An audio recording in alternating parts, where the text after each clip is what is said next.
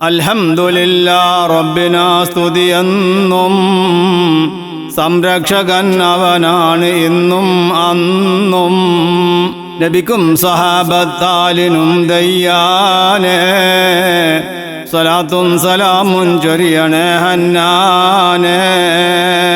അബുമിന്ന ജാഫർ ബാക്കവി മുക്കം ഇതാ രചിച്ചിട്ട് പാടുകയാണ് പൊന്നെ ഹാക്കദാ.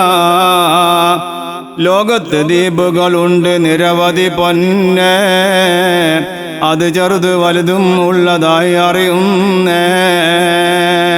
2024 വർഷമിൽ ഞാൻ അന്തമാനിൽ പോയി ജൂലൈ മാസമിൽ.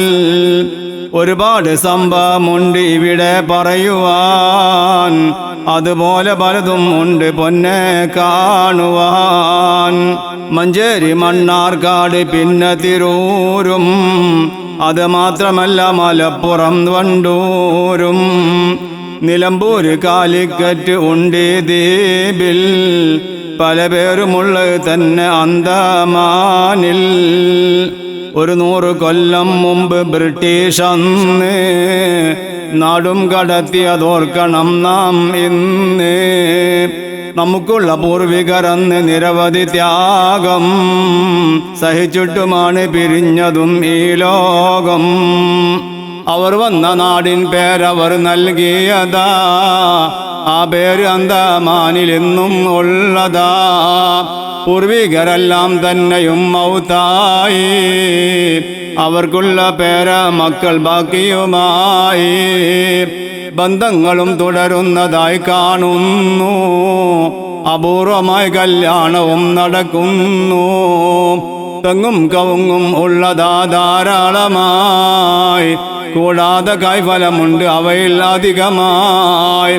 ഫലപുഷ്ടിയുള്ള ഭൂമിയും തന്നാണ്, വളം ചെയ്യലും പതിവില്ലതും നേരാണ്.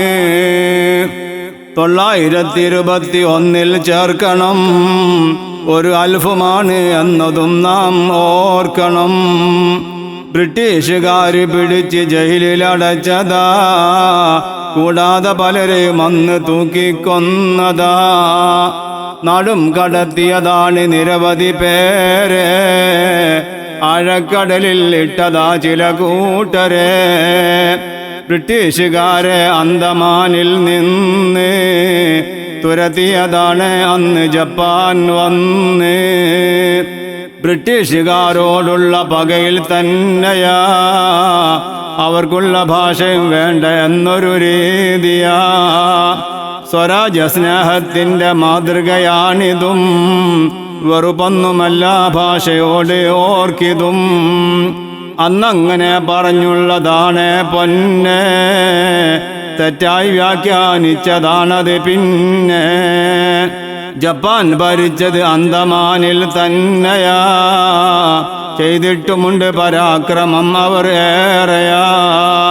ഇവരൊക്കെയും നാം കെട്ടിച്ചാണ് സ്വാതന്ത്ര്യവും നേടിയതും നേരാണ്.